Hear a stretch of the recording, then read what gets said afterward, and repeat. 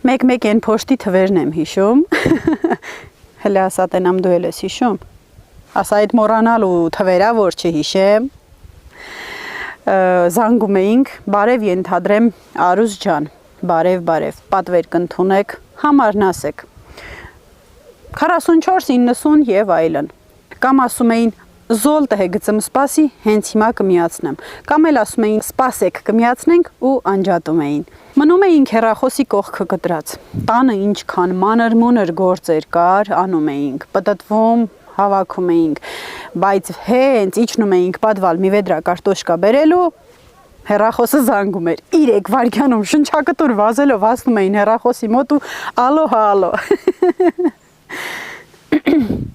Այդ ժամանակներում ես փոքր էի, ես դա պատմում եմ ձեզ ականատեսի աչքերով, գլխավոր դերերում մայրիկս ու տատիկս էին կամ հարևաններից ինչ-որ մեկը,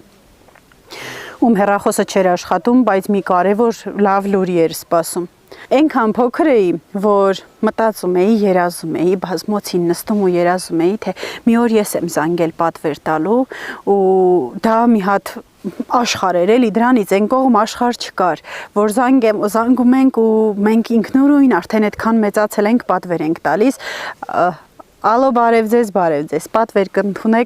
կընդունենք ու այդքանից մի ոգևորվում էինք, թե մենք եսի մինչեր ենք արել։ Ինչևէ, էտա շշկիլ ընգյաց, հարազատի հետ սկսում էինք խոսալ դեսից դենից, իհարկե խոսելն էլ, որը չի, փակագծերով, տողատակերով, որովհետև լսողականները շատ էին։ Մինչև սկսում էինք հարազատների որպիսությունն իմանալ, աշխատողը կեսում վերցնում էր ու ասում արագացրեք, մեկ էլ սկսում էինք հարազատ բարեկամներին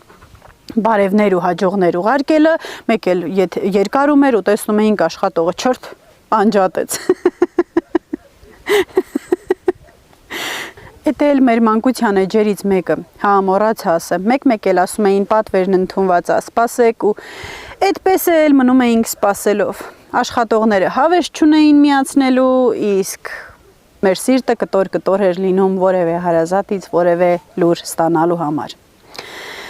Հələ ասա տնամ ձեր փոշտ իշխատողնին վնցնին, մինչև մի պատվեր ես սպասեմ, թե միացնամին։